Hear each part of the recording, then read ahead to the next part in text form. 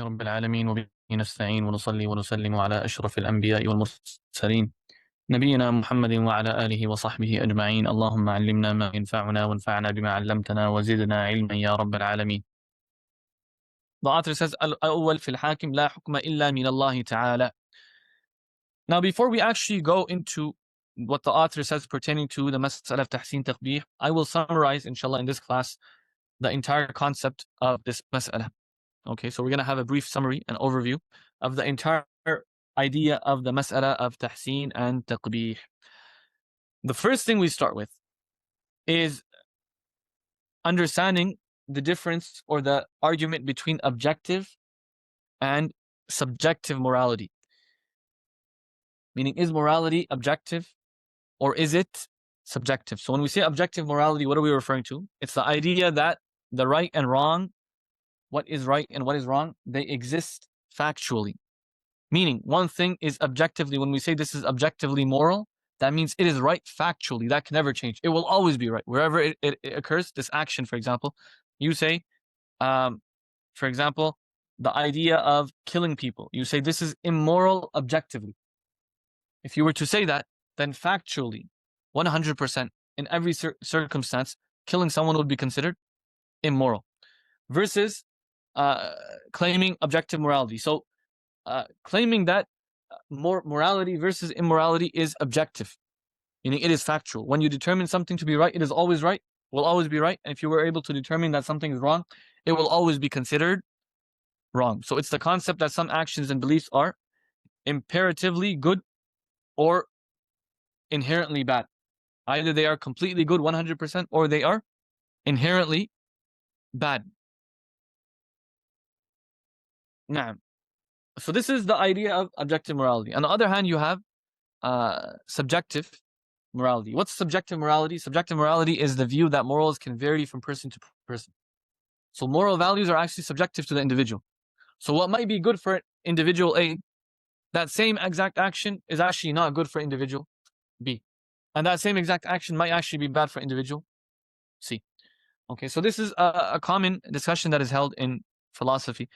Until today, this is a massive discussion which is held amongst individuals. And it's very important to understand what Islam says regarding this, to actually have a correct understanding in terms of life in general, ahbab.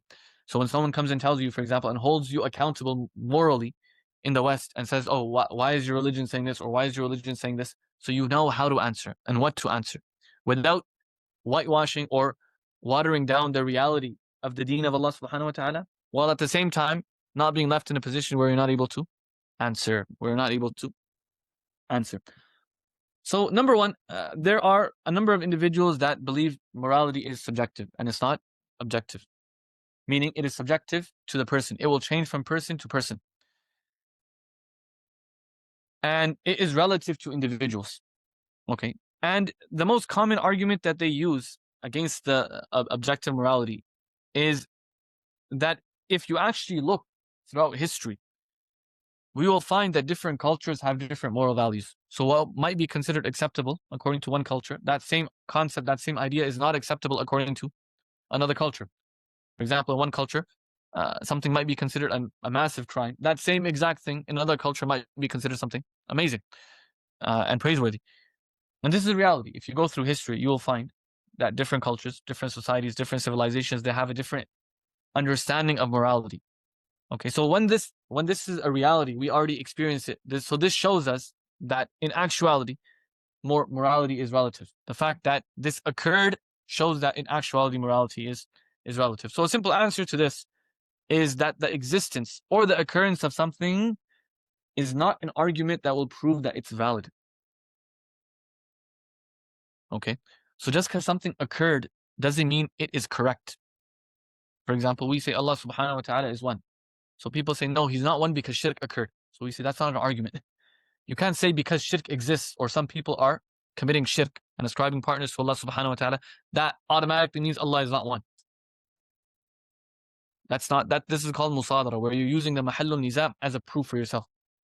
So the mahallul niza' is it correct or not? What occurred, is it acceptable or was it correct or not? You can't use that, the fact that it occurred, as a proof, or use it as a proof to prove that morality is relative versus otherwise. So objective morality, no, subjective morality, the proof that they will present against objective morality, that it occurred, is not really a valid proof. Like, what are the issues that we have with subjective morality? So number one, and this is really important for everyone to understand this. If moral values are subjective, then there's no such thing as a moral absolute. What does that mean? Anyone who claims that morality is subjective can never ever claim that there's something that can be considered absolutely, so in the absolute term, something that can be considered good versus bad. Rather, there's only opinions and preferences. So for example, theft, right?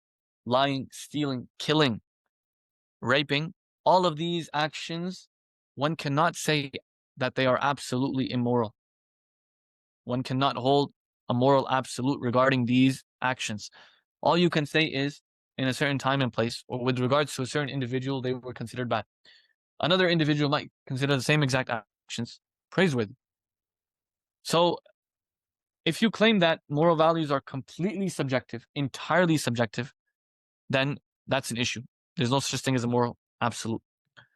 Also, it is impossible for a society or a civilization to actually run and exist and be found upon moral relativism. Why is that the case?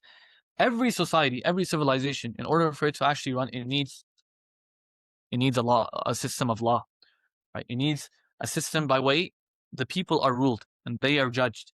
If you claim moral relativism, then there are no laws. So that society becomes devoid of laws, because anytime the society stipulates a law upon someone, it's based on a certain moral absolute. So the society says, for example, that stealing is considered illegal. But if you claim moral relativism, then that means in reality stealing is not considered. It's not a crime. So they're holding you accountable for a crime when they consider a crime, but you don't consider a crime, for example. So there's not a single society in all of history that was ever found upon complete moral relativism. And one way to break an argument, remember this, is if you consider the lazim of an argument. Let's say someone is trying to present a specific idea or a philosophy. One way to understand the weakness of that philosophy is consider it being implemented to its fullest extent. So someone wants to, for example, present the idea of moral relativism. So we say, let's apply this to its fullest extent. Let's imagine this exists and you apply it completely and act upon it in a society. We say that society can't run because someone can go and kill someone and that's fine. He'll get away with it. Then that person will come back and kill 2 more people and he'll get away with it. So that society will literally degrade into chaos and destruction if you were to apply the concept of moral relativism to its fullest extent, which means every single person can decide for himself what is morally correct versus what is morally incorrect, and that has to be accepted by everyone. طيب. Also, we find that moral relativism is extremely limited. And what do we mean by that? Even the individuals that will claim that morality is subjective, even the individuals that will claim that morality is subjective, they are not willing to accept that they don't have the right to impose that morality that they agree on or they come to upon other people. So for example, they will say morality is subjective, and therefore we feel that this group of individuals, they are correct, and we need to accept them to be correct. But then they want to impose that, their understanding, upon every single other person, upon everyone else. So this shows you the limitations. So if you believe that it's actually subjective, then you need to allow other people to hold their own moral values. But they come to a conclusion when it comes to moral values, and then they want to impose that conclusion upon other individuals. So we say that it's extremely limited. And the idea of moral relativism is not something which can ever exist in an actual society which runs. So then the question is, why did it become so popular? And why is it the case that so many people will use this right now as an excuse?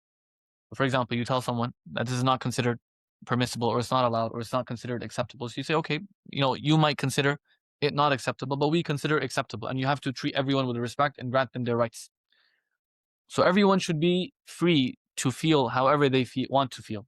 Number one, this is false. This, in actuality, doesn't exist. So you're free to feel however you want to feel, as long as it's not going against a certain understanding. Okay, so it doesn't actually extend completely. But why is it the case that this is so popular, using this argument? So the number one reason, and the most important reason, is a decline in religion, in society in general, not only Islam, religion in general.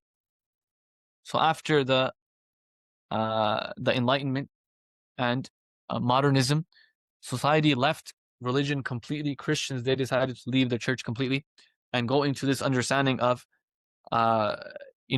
determining by themselves. Or first it was regarding science, and science became the religion. Then after that, they left science as well, and they went into this understanding that by ourselves we can determine what is considered correct and what is considered incorrect. And society degraded into this confusion regarding what is correct. And people are confused, genuinely, because they don't have an anchor that is anchoring them and determining for them what is right and what is wrong. So they are lost completely. And so you'll have someone, for example, they'll come up with this idea that I feel this is correct just because I feel it's correct. And someone else will come and say the opposite. And then some third person will come and expand and expand and expand until you have a society which has been completely degraded. Another reason we can mention is the worship of oneself. People, instead of focusing on discipline, instead of disciplining themselves, because there is no anchor. So they don't know what they're looking for or what they need to discipline themselves towards. Instead of disciplining themselves, they started worshiping their own hawa, their desires. And number three, we can say, is individualism and greed. The excessiveness of the individualism in the capitalist society has resulted in every single person only thinking about what is beneficial for themselves. So when they think only from the perspective of themselves and they're not able to think from the perspective of the greater society, what is actually beneficial for the entire mujtama' versus what is beneficial for me. So when you become individualistic, then you're no longer able to think broad and think regarding what actually will benefit the society in the future. You're only thinking what is beneficial for myself. Abu Mas'ud radiallahu ta'ala anhu, he narrates from the Messenger sallallahu alayhi wasallam that he says, إن مما أدرك الناس من كلام النبوة إذا لم تستحي فاصنع ما شئت. Meaning, from that which has been transmitted from nubuwah, from the wisdom of the prophets of the past, is this reality: إذا لم تستحي فاصنع ما شئت. When haya, when shame. And what is al-haya? Al-haya, we say تغير وانكسار يعتري الإنسان من خوف أو من عيب ما يلام or من خوف ما يلام عليه أو يعاب به. A person, what is shame? What is haya? It's when a person feels insecure because he is afraid that someone will hold him accountable for something. But if you create a society which teaches moral relativism, then that person is told that he doesn't care about what other people think, because he's entitled to thinking himself as he pleases, whatever he pleases, whenever he pleases, however he pleases. So therefore, فَاصْنَعْ مَا شِئْتَ. The result is you will do whatever you want. And this is something which we find without a doubt. So Islamically, what do we say? Do we say that Islam believes in objective morality? Or do we say that Islam believes in subjective morality? If you said the first, then you are incorrect. And if you said the second, then you're also incorrect. The truth is tafsīl. And there are certain moral values Islamically where we say they are objective, and there are many moral values Islamically that we say are subjective, not objective. So Islam has a very fine balance, of extremely, extremely fine balance. And this is accepted by everyone. So there are some things that we will categorize as objectively moral and objectively immoral. Like, for example, tawḥīd, we say this is objectively moral in Islam. Tawḥīd, the oneness of Allah subhanahu wa ta'ala in Islam, all of the prophets brought this. The oneness of Allah subhanahu wa ta'ala is objectively moral. Versus shirk, ascribing partners to Allah subhanahu wa ta'ala, is objectively immoral, Islamically. But there are other things that can change from time to time. They can change. There are a lot of ahkam. In fact, the majority of ahkam, if you think about it, they have changed over time. For example, the permissibility or the impermissibility of drinking wine. In the beginning, in Islam, the consumption of alcohol was permitted. After some time, there was another hukum that came. Allah subhanahu wa ta'ala says, لا تقربوا الصلاة وأنتم سكارى. And then finally Allah subhanahu wa ta'ala says, فاجتنبوه. Refrain from it. So there was a progression of changing the hukum. And likewise, in the previous ummah, there were certain ahkam that were considered necessary upon them. For example, the previous ummah, they were not permitted to perform salah other than in their places of worship. So in the places that were built for worship, that's where they perform salah. They're not allowed to perform salah anywhere else. But this ummah, the Messenger says, جُعِلَتْ لِيَ الْأَرْضُ مَسْجِدًا وَطَهُورًا. The entire earth has been made for me a masjid. So a Muslim can perform salah anywhere. So there is a change. So there are a number of ahkam that actually change over time. And the majority of ahkam fiqhiyah are like this. They will change over time. What might have been permissible, for example, for one ummah, Allah subhanahu wa ta'ala considers it or makes it impermissible for a second ummah. What might have been considered impermissible for one ummah, Allah subhanahu wa ta'ala permits it for a second ummah. So we say claiming objective morality completely is also incorrect, and claiming subjective morality completely is also incorrect. Likewise, the idea of killing. So we say, for example, if someone were to kill someone unjustly, then this is considered immoral. What defines when you would be allowed to kill versus when you wouldn't be allowed to kill? For example, the concept of al-qisās in Islam. So we say al-qisās in Islam is completely moral. In fact, that's the command of Allah subhanahu wa ta'ala. It's abided by. Okay, al-qisās it occurs. Other groups might suggest, or other nations might suggest that this is immoral. Okay, so Islamically, we say that the answer is detailed. There are some factual truths that are objectively moral, and there are a lot of commandments that are actually considered subjective as well. The question now is, who determines whether a certain action is moral or immoral, whether it is good or whether it is bad? How are you able to determine whether an action is acceptable versus non-acceptable? This is the mahallun nizaa' of this mas'ala when it comes to the concept of taḥsīn, taqbīḥ. Okay, so actions, we say, actions can be defined as hasan, and they can be defined as qabīḥ. Actions in general can be defined as being good, virtuous, moral, and they can be defined as qabīḥ, meaning being non-virtuous or bad and evil. The question is, how do you define whether an action is moral versus immoral? طيب. So number one, Al-Imam al-Razi rahimahullah ta'ala mentions that when you say taḥsīn, taqbīḥ, when you say taḥsīn and taqbīḥ, that could be referring to one of three meanings. مثلا هذا العمل هذا الفعل حسن versus هذا الفعل قبيح. When you use this terminology, using the word hasan or using the word qabīḥ, that could be used to refer to one of three meanings. The first one, he says, بمعنى الملائمة والمنافرة. And number two, بمعنى الكمال والنقصان. And number three, بمعنى كونه متعلق المدح والذم عاجلا والثواب والعقاب آجلا.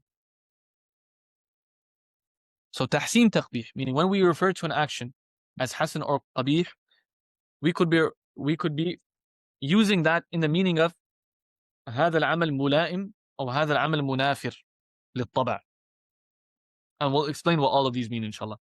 Or we could be using it to refer to saying هذا العمل كامل or هذا العمل ناقص. Or we could use this term taḥsīn, taqbīḥ, and use this term to suggest هذا العمل ممدوح في الدنيا ومثاب عليه في الآخرة, or the opposite, هذا العمل مذموم في الدنيا ويعاقب عليه في الآخرة. So again, when you say hasan, qabīḥ, this action is hasan or this fi'l is qabīḥ, either you're saying this fi'l is mula'im للطبع or munafir للطبع, or you're saying this fi'l is kamil, or this fi'l is naqis, or you're saying this fi'l is such that it should be praised in this world and it will be rewarded in the hereafter, and the opposite, vice versa, which is this fi'l, this action is looked down upon in this world and it will be it is punishable in the hereafter. طيب. The ulama, they differed when it comes to the taḥsīn and taqbīḥ of an action. Is the intellect, the ration of an individual, able to determine the husn and qubh by itself? Or are we only able to determine the morality versus immorality, the acceptance versus non-acceptance, the good versus bad of an action only by way of Shari'ah? So number one, the first point is that number one, actions, we can't say Islamically everything is objectively moral, and neither can we say everything is subjectively moral. We say there is a balance. There are some actions that are objectively moral versus immoral, and there are some actions which are subjective. Is the mind able to determine which one is subjective and which one is moral and which one is immoral? Or does it necessitate, or do we necessitate that we must have Shari'ah in order to determine what is considered moral versus immoral? Meaning, for example, let's say there was no prophet sent. Can you determine, using your mind, that this action is moral versus immoral? Or can you not? Do you have to wait for Shari'ah? And only when Shari'ah is sent are we able to, because Shari'ah comes and tells us this is permissible, this is not permissible. So when Shari'ah comes, then we determine something is moral versus immoral. Otherwise, we're not able to determine. So over here, the ulama differed. Some accept Taḥsīn Taqbīḥ aqli, and others say Taḥsīn Taqbīḥ aqli is not possible. Rather, Taḥsīn Taqbīḥ is Shar'i. However, we have to first pinpoint which ma'na, which understanding of Taḥsīn Taqbīḥ we're taking. So again, we say Taḥsīn Taqbīḥ can either be referring to one of three meanings. بمعنى الملائمة والمنافرة، بمعنى الكمال والنقصان، بمعنى كونه متعلق المدح والذم عاجلا والثواب والعقاب آجلا. طيب, what does it mean when we say ما يلائم الطبع أو ينافره?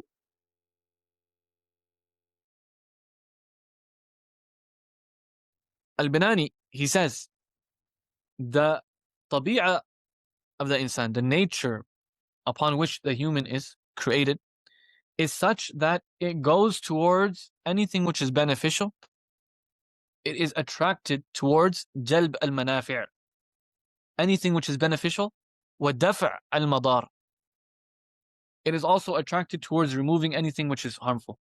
So it refrains, the nature that the human being is created upon is that he looks for what is beneficial for him, and he tries to avoid anything which is harmful. He tries to avoid anything which is harmful.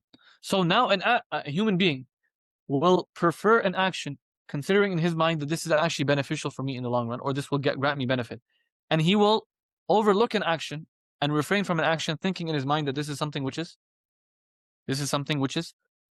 non-beneficial for me or harmful for me in the long run.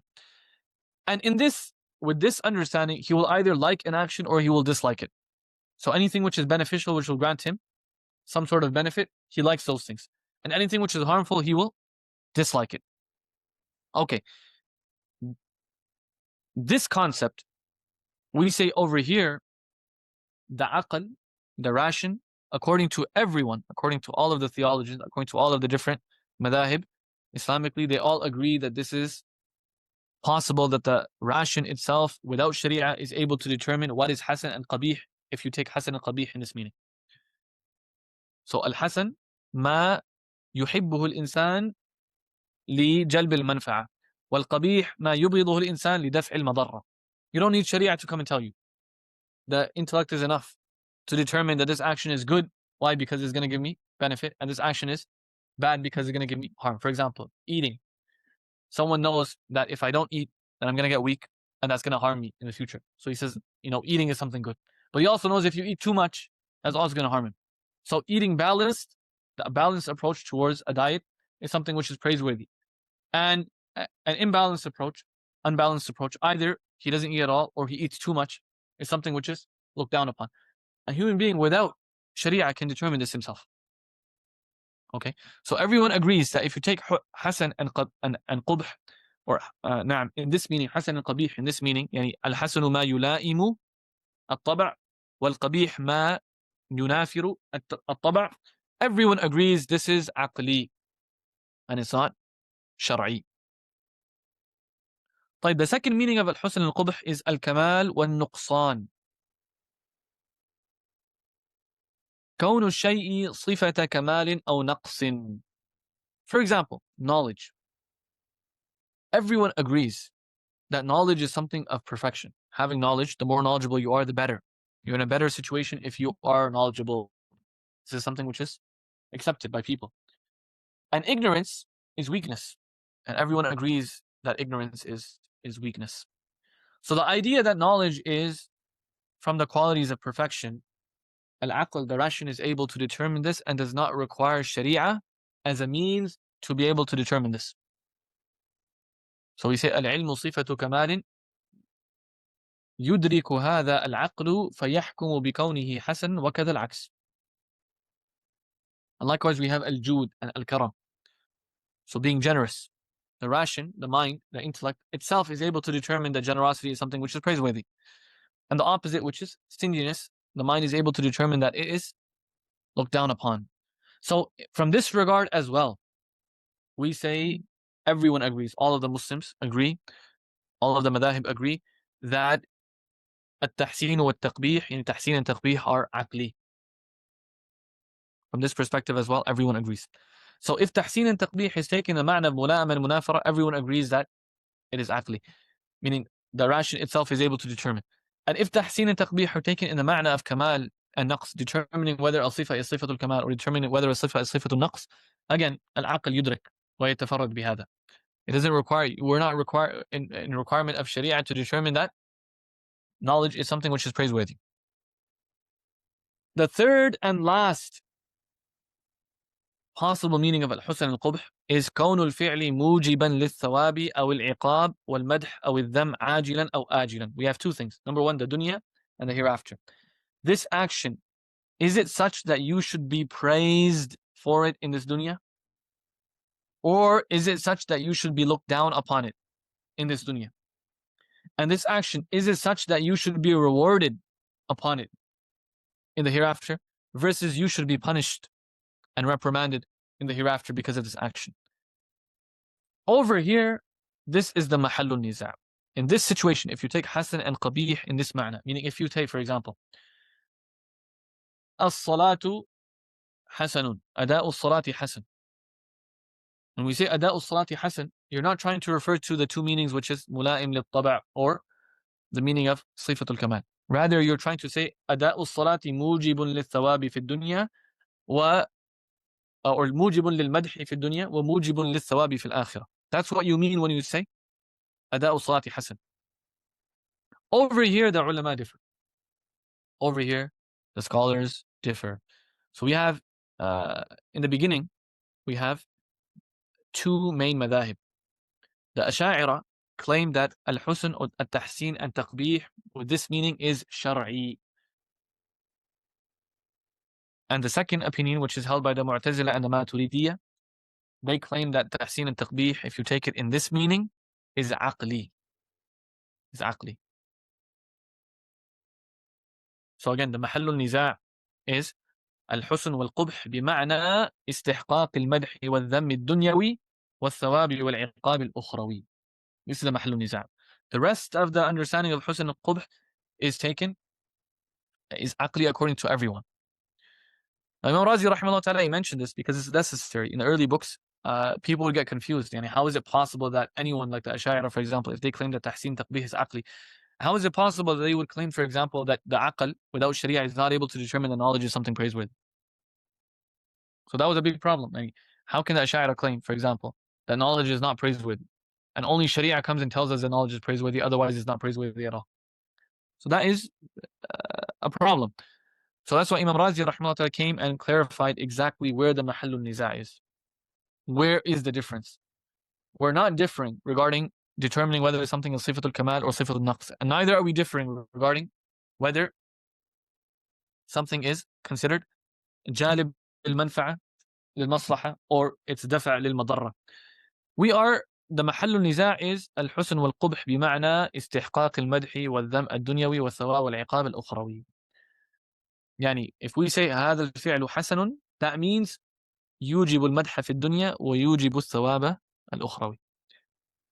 Is the aql alone able to determine this? Or do we need Shari'ah to tell us that this action, Allah subhanahu wa ta'ala will reward you upon this action in the hereafter? For example, you have the action of giving charity, or for example, the action of fasting. Is the aql is able to determine, according to everyone, that fasting, from the perspective of it being beneficial for you, is good. So if you think of it from the concept of ملائم للطبع أو منافع للطبع, يعني fasting, if done appropriately, فيه منفعة للجسم, للبدن. The aql is able to determine. So from this perspective, everyone agrees that the idea of fasting being good is something that the aql is munfarid bihi. But if you take fasting and bring it into this discussion, الذي يصوم هل يستحق المدح في الدنيا وهل يستحق الثواب في الآخرة? Yes or no? Over here, the Ashʿarīs are saying that we need Shari'ah to tell us whether this is the case, whereas the Māturīdīs and the Muʿtazilah are saying that the aql alone can also determine this too. The aql can determine this as well. يعني الصائم يستحق الثواب المدح في الدنيا. العقل يدرك هذا. Number one. Number two, الصائم يستحق الثواب في الآخرة. العقل يدرك هذا. Now طبعا the Mu'tazilah and Māturīdī are going to differ. We're going to mention that inshallah.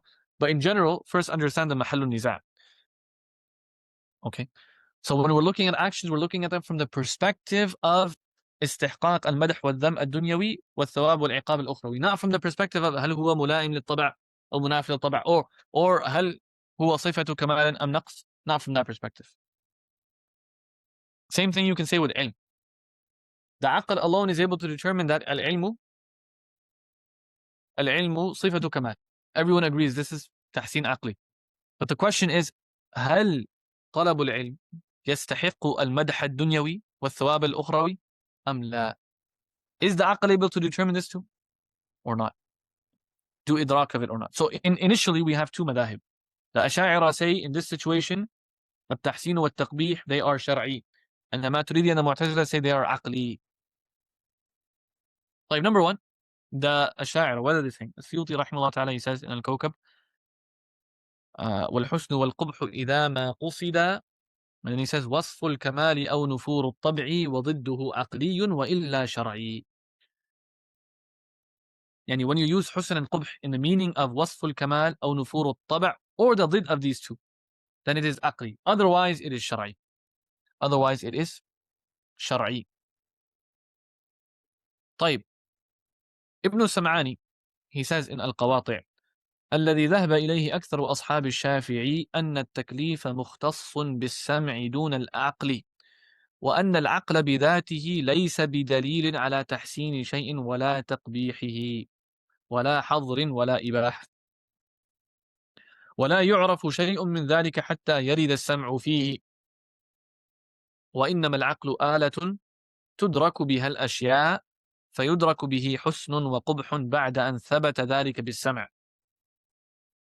And he says, وقد ذهب إلى هذا المذهب جماعة كثيرة وهم الذين امتازوا عن متكلم المعتزلة وذهب إليه جماعة من الحنفية. So he says the majority of the Shafi'iyya, they say taklif, holding someone responsible, whether in this world or in the hereafter, is something that only Shari'ah can do. The intellect has no say in it. Is someone held responsible? If you say someone, for example, is worthy of being praised in this world, then you're saying he's responsible for that action. That's what they're saying. So holding someone responsible in this world for an action, right, whether it was good or bad, so he will be praised for it in this world if it was something good, and he will be held responsible if it was something bad. Holding someone responsible in this world is only something Sharia can stipulate, and in the hereafter as well. You're saying that, for example, if someone were to do this, then he will receive punishment or he will receive sin in the hereafter. We say only Sharia can say this. Only Sharia can tell us that this person deserves al-iqab al-ukhrawi. This individual deserves al-iqab al-ukhrawi. So Ibn Burhan, he says, قالوا إن الحسن ما حسنه الشرع والقبيح ما قبحه. نعم. طيب.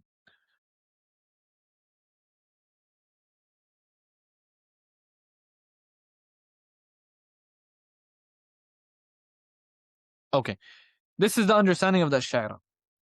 What about the Mu'tazilah and the Māturīdī, or the Mu'tazilah and the Hanafiyya? So they don't agree in everything. Rather, they differ slightly. And what is their difference? The Mu'tazilah, their opinion, they say العقل موجب للحكم ولا يتوقف على الشرع. They say not only is intellect able to determine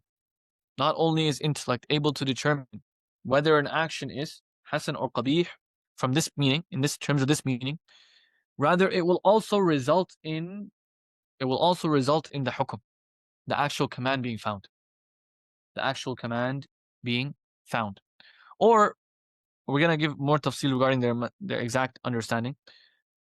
What they're trying to suggest is that even before the Prophet is sent, the aql is able to determine by itself that this action is good.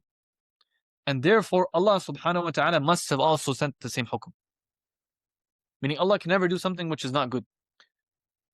But that will be always in line with what the intellect determines to be good. So they say, مَا اسْتَحْسَنَهُ الْعَقْلِ جَاءَ بِهِ الشَّرْعِ وَمَا اسْتَقْبَحَهُ الْعَقْلِ لَمْ يَأْتِ بِهِ. Whatever the intellect considers to be good, the Shari'ah comes with that. Whatever the intellect considers to be bad, the Shari'ah will not come with it. Shari'ah will not come with it. But we're going to mention more tafsir regarding their qawl as well,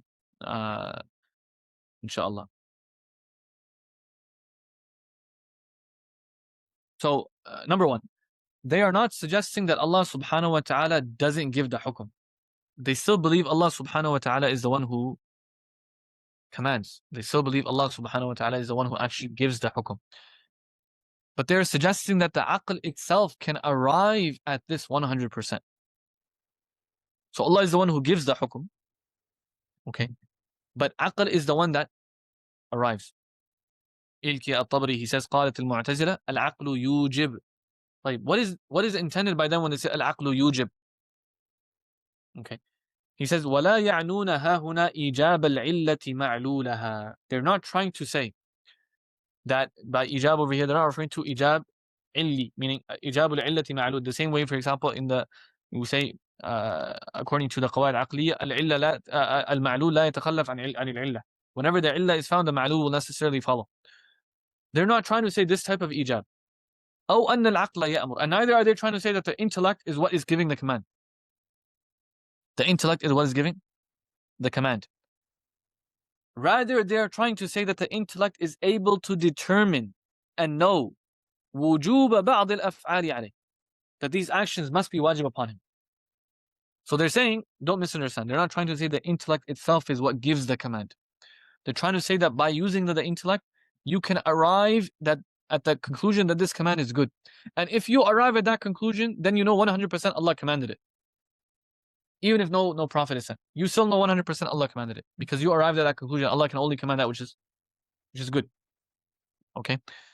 So what they're intending is أن العقل يعلم وجوب بعض الأفعال عليه.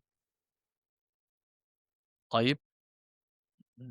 And Ibn Burhan also says, اعلم أن المعتزلة وإن أطلقوا أقوالهم بأن العقل يحسن ويقبح لم يريدوا به أنه يوجب الحسن والقبح. Al-aql aslan, according to them, guys, is an Arab. We mentioned this in Shari'ah al-Aqaid. It's an Arab. Okay. The idea of the Arab, guys, is it's not able to demand something. The aql is not able to, by itself, request something. Okay. It doesn't have a conscious in of itself that requests. A human being requests, for example. Allah subhanahu wa ta'ala commands. Can the aql, the intellect alone, that quality, command something? The answer is no. It's just a sifa. So he says, لم يريد به أنه يوجب الحسن والقبح فإن العقل عبارة عن بعض العلوم الضرورية والعلم لا يوجب المعلوم إيجاب العلة المعلول وإنما عنوا به أن العقل يكشف عن حسن الحسن وقبح القبيح. Okay. طيب.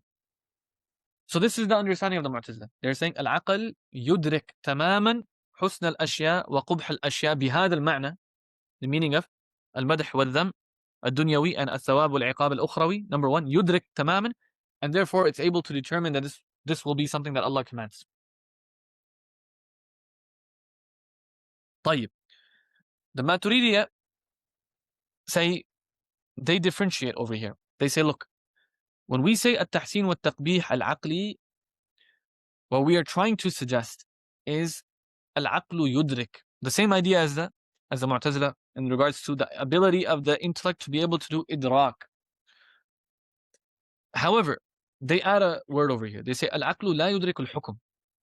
Al-aqlu yudriku istihqaq al-hukm. And that's the difference. There's a difference between the two. So the Mu'tazilah are saying that, let's say before a prophet is sent, the aql alone is able to, if you present an action, the aql alone will be able to determine whether that action is good or bad. And once it determines that the action is good, it's telling you that Allah commanded it. Even though there was no prophet that was sent and there was no shara' that came. The aql alone is able to tell you that Allah commanded this. Because the aql will determine that action was good. So the Māturīdīs say no. They say that the aql is able to determine that the action is good. Like it can do idrak of this. However, after doing idrak that the hukum is good, what does the aql tell you? The aql tells you that this هذا الأمر يستحق هذا الحكم وهذا الفعل يستحق هذا الحكم. This action should be given this hukum. But it doesn't say that the action actually has that hukum. They say الشرع موجب للحكم. The actual Shari'ah is the one that actually gives the hukum. Okay, so they say المدح والذم الدنيويان عقليان لكن لا يوجب ثوابا ولا عقليا. So they actually differed between the two parts of this statement. The محل النزاع we said is هل هذا الفعل يستحق المدح والذم الدنيوي والثواب والعقاب الأخروي. They said no, we're going to differentiate between المدح الذم الدنيوي and الثواب العقاب الأخروي. We say العقل is able to determine that this action يستحق المدح والذم الدنيوي لكن هذا الأمر لا يوجب المدح والذم الأخروي. That is still dependent upon Shari'ah. When Shari'ah comes, only then can you say this person will be rewarded for this in the hereafter. So, for example, if there's no Shari'ah and someone were to do an action which is completely considered now impermissible, the Mu'tazilah are going to say before Shari'ah actually came, this person through his intellect should have been able to determine that this action was qabīḥ. And based on that, he should have already determined by his way of his intellect that Allah subhanahu wa ta'ala would command that it's impermissible. Therefore, he will be not only reprimanded in the world for it, but also he will be held accountable in the hereafter. Whereas the Māturīdīs will say no. Even if you determine, the aql is able to determine this action is actually qabīḥ in the dunya, that does not mean that the person is held accountable on the Day of Judgment. That is mutawaqqif ala shara'. طيب. Where is the thamaratul khilaf? Yani the crux, guys, we say of the mas'ala, we say based on the fact that the Ashʿarī and the Māturīdīs said الشرع موجب and not otherwise. So according to the Ashʿarī and Māturīdīs, التكليف موقوف على بلوغ الدعوة. The person will only be held responsible if the da'wah reaches him. وعند المعتزلة ليس كذلك. According to Mu'tazilah, no. He's held responsible even if the da'wah doesn't reach him. Why? Because his intellect alone is able to determine for him that Allah would have commanded this, or Allah did command this. And he has to act upon it, therefore. Okay. So, التكليف موقوف, according to Hanafiya and Ashā'ira, or Māturīdī and Ashā'ira, التكليف موقوف على بلوغ الدعوة. And according to Mu'tazilah, it's not such. طيب, Ibn Taymiyyah, rahimahullah ta'ala, along with Ibn al-Qayyim and whatnot, they, over here, in this mas'ala, they accepted the opinion of the Māturīdiyya. They prefer the opinion of the Māturīdiyya. And we're going to explain this, inshallah. Number one, regarding the qawl of the Mu'tazilah, there is further explanation which is needed in order to truly understand what the Mu'tazilah are saying and not misunderstand. So number one, we clarify that the Mu'tazilah are not trying to claim that the al-aql huwa alladhi yujib. The aql itself is what gives the hukum. No. They're trying to say that the aql is able to determine what the hukum is in Allah. Firstly. But number two, the types of actions are also different according to the Mu'tazilah. The Mu'tazilah are not saying that all actions are like this. And this goes back to our actual point, which is objective morality versus subjective morality. Okay. The Mu'tazilah say any action that is performed by an individual will be one of four types. One of four types. The first category, they say, ما يعلم حسنه بالعقل ولا مجال للسمع فيه. The first type is such that action being good and virtuous and moral, intellect alone is able to determine that. So we can say these are actions which are, according to them, are objectively moral. And intellect will tell you these are objectively moral. And they give the example of al-insaf, being just. This is objectively moral. Al-ilm, knowledge, being praiseworthy. This is objectively moral. There's no one who's going to come in, no one can ever say, according to any circumstance, that ignorance is better than knowledge. Okay. Likewise, they added over here, كَشُكْرِ الْمُنْعِمِ, being grateful to the one who, the one who grants in'am upon you, the one who blesses you. So they say these actions are on one side, like for example, we can see these are the right side of the spectrum. 100% hasan. 100% hasan. There are some actions like this. They say number 2 is the opposite extreme. مَا يُعْلَمُ قُبْحُهُ بِالْعَقْلِ وَهُوَ ضِدُّ مَا ذَكَرْنَا. The complete opposite. So for example, being oppressive. The intellect alone knows 100% that these actions are considered قبيح, looked down upon. Jahl, ignorance. Kufr al-mun'im, being ungrateful to the one who blesses you and honors you. So the first category of actions are the extreme right, where the aql determines 100% objectively, factually, that these are moral. And the second are extreme left, where the aql determines factually, objectively, that they are immoral. Immoral. طيب, these two actions, the aql is able to do idrak, and according to them, if you were to determine, for example, that shukr al-mun'im is 100% hasan, even without a prophet being sent, you don't need a prophet to be sent in order for you to determine that that is incumbent upon you. So basically, even if a prophet was not sent to a group of individuals, they would still be held accountable for believing in Allah subhanahu wa ta'ala.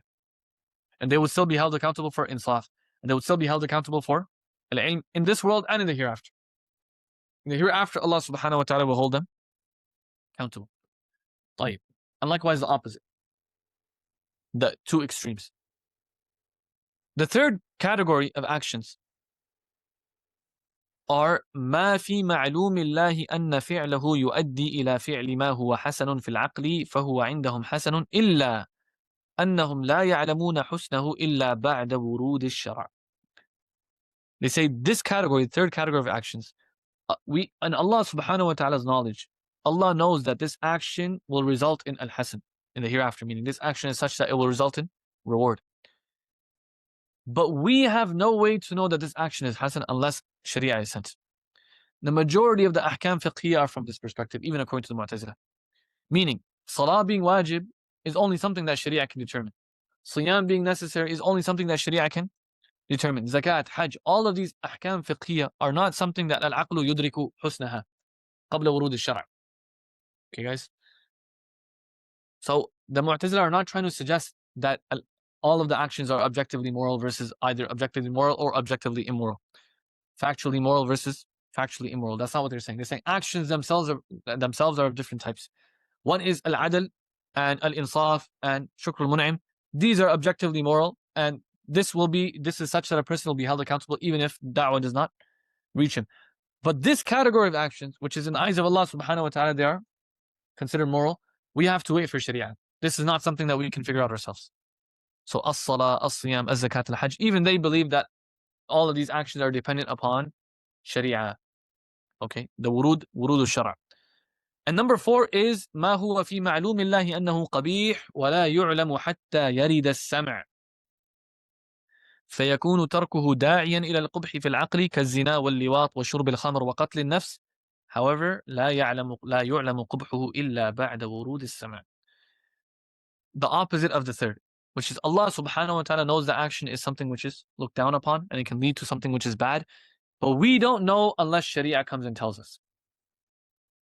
So zina, they're considering zina from this qabil. Al-liwat is from this perspective. Drinking wine, for example, killing people is from this perspective. So Shari'ah will come with the guidelines for us when we will consider this permissible versus impermissible. When we will consider it moral versus immoral. So this is actually the morality of these actions, guys, are not that the morality is not objective. It's subjective. For example, if the divine wisdom of Allah subhanahu wa ta'ala determined that at a certain time, for example, for someone to have sexual intercourse with his sister is considered immoral, then at that time it's considered immoral. But if Allah permitted it at a certain time, then it's considered permissible. The Shari'ah of Adam والسلام, when Adam والسلام was first sent, the male, the son, the brother would marry the sister, meaning Allah permitted that at that time. So we don't say this type of relationship is immoral inherently. We say it receives its immorality when Allah defines it to be immoral. And if Allah wanted to permit it, then it could become permissible. So we don't say these things are objectively moral versus immoral. We agree that they are relative. But relative, and who determines it? Not people. So we're not saying based on societal norms and whatnot. We say now Sharia is necessary, even according to the Mu'tazilah. Okay, and this taqsīm actually is according to everyone. No one is trying to suggest that actions are either black and white. No, the majority are actually gray. The majority of ahkam fiqh are in the gray area, not the black and white. Okay, where everyone accepts that only Sharia can determine for us whether they are considered moral versus immoral. And when Sharia determines that they are moral, then do we say now they become a moral from an objective perspective? So in this there is tafsir. Yani if Sharia, for example, comes and claims that wine is haram, now does wine become immoral objectively for this ummah? Factually for this ummah, meaning it can never become moral for this ummah? So we say no. Look at the conditions that Sharia mentions. For example, Sharia says if a person is dying and he is muttar, then he can drink wine. In fact, he has to drink wine that time, if that's the only thing available, if he doesn't have water. And the wine will keep him alive. He has to drink it. So Sharia came with guidelines even for these actions. Qatlun nafs, killing someone. So we say qatlun nafs qisas is actually mahkum bihi, it's ma'mur bihi, it's a command that you have to abide by. And in jihad is something which is marghub fi, looked upon with respect. Whereas in other than those two scenarios, it will be considered dhulm. So Sharia came with guidelines that actually guide us as to when these actions will be considered permissible versus considered impermissible. And we look at those actions or we look at those guidelines to determine when it's moral and when it is immoral. So even the Mu'tazilah, when they're saying that al-aqlu yudriku husn al-ashya'a qubhaha qabla wurud al-shar', they're not trying to say that all of the actions are equal. The actions themselves have an array. There's a spectrum. There is extreme right, extreme left, and there is in the middle, which is all gray. The majority of the ahkam fiqh are in the middle. In the extreme right, they add stuff like shukr al-mun'im, and likewise they'll add things like al-adl and al-insaf and whatnot. طيب.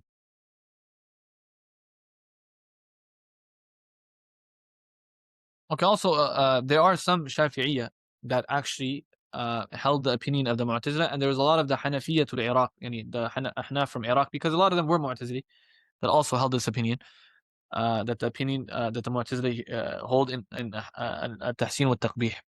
ابن السمعاني, he says وذهب الطائفة من أصحابنا إلى أن للعقل مدخلا في التكليف لأن الحسن والقبيح ضربان ضرب علم بالعقل وضرب علم بالسمع. And he mentions there istilalat, we don't need to mention that right now. The two individuals, the most famous ones, are al-Qaffal al-Shashi. Al-Qaffal al-Shashi, he suggested that al-aqlu, the same exact opinion as the Mu'tazilah, and as well as al-Sayrafi. And az-Zarkashi, he mentions the reason for this. He says the reason why they fell into this misunderstanding. He says وَاعْلَمْ أَنَّ هَؤُلَاء عَدَّوْا هَذَا إِلَى غَيْرِهِ فَقَالُوا يَجِبُ الْعَمَلُ. نعم, reading this. He says وَذَكَرُوا في الاعتذار عن موافقتهم للمعتزلة وجهين. Number one, أن ذلك كان في أول أمرهم ثم رجعوا عنه. So some claim that al-Qaffal al-Shashi was a big Shafi'i scholar. He held this opinion in the beginning, but then he did ruju'. Okay. The second one is better. The second understanding is better, which is that they themselves in reality were not too well versed with kalam, and especially not the rhetoric and the mustalahat and the terminology of the mutakallimin, the Mu'tazilah or non-Mu'tazilah. So when they read this in their books, and the Mu'tazilah are like, oh, actions are of two types. Some actions, al-aql yudrik, and some actions that are necessary for Sharia. Right. So salah, for example, is necessary for Shara'. But killing being impermissible, or for example, kufr being looked down upon, al-aql yudrik hada bidun shara'. And they liked this statement, and it sounded nice to them, so they started quoting it in their books, but didn't actually understand what the Mu'tazilah were actually trying to say behind this. Okay, so he says علم أن هذه الطائفة من أصحابنا كابن سريج كانوا قد برعوا ولم يكن لهم قدم راسخ في الكلام وطالعوا على الكبر كتب المعتزلة فاستحسنوا عباراتهم غير عالمين بما يؤدي إليه مقالاتهم من قبح القول. They were just unaware. طيب.